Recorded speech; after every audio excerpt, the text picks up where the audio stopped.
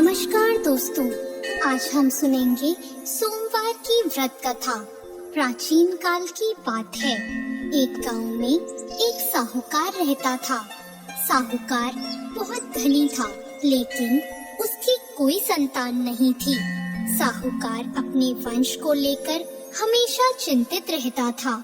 साहूकार भगवान शिव को प्रसन्न करने के लिए सोमवार का व्रत रखता था और व्रत के दौरान भगवान शिव पार्वती की पूजा करता और शाम को शिवलिंग पर दीपक जलाता था।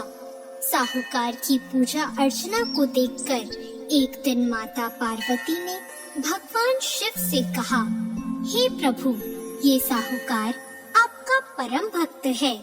प्रति सोमवार को विधि विधान से आपकी पूजा करता है। मुझे लगता है कि आपको उसकी मनोकामना पूर्ण करनी चाहिए। शिवजी ने पार्वती जी की बात को सुनकर कहा, हे गौरी, ये संसार एक कर्म क्षेत्र है।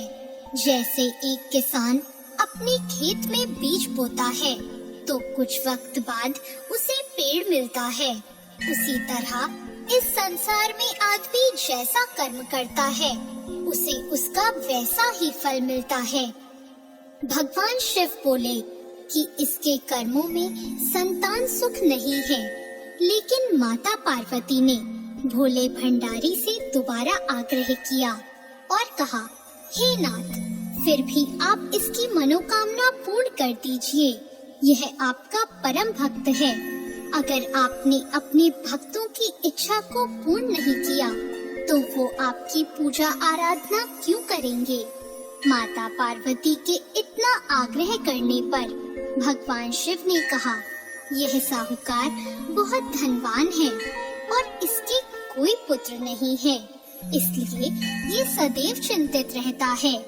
लेकिन इसके भाग्य में संतान योग भी नहीं है। लेकिन तुम्हारी आग्रह करने पर मैं इसे पुत्र प्राप्ति का वरदान दे देता हूँ। लेकिन इसका जो पुत्र होगा वो केवल 12 सालों तक ही जीवित रहेगा।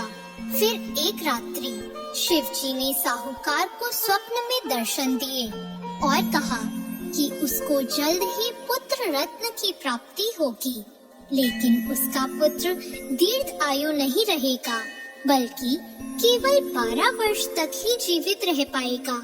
यह बात सुनकर साहूकार ना तो प्रसन्न हुआ और ना ज्यादा दुखी हुआ। साहूकार ने इस बात को सुनकर भी पूजा अर्चना जारी रखी और कुछ दिनों बाद साहूकार की पत्नी गर्भवती हो गई और उसने एक सुंदर बालक को जन्म दिया। बालक के जन्म से घर पर हर्षोल्लास का माहौल था, लेकिन साहूकार खुश नहीं था, क्योंकि उसको पता था कि उसके बालक का यह जीवन केवल 12 वर्ष तक का ही है और उसने किसी को भी यह बात नहीं बताई थी।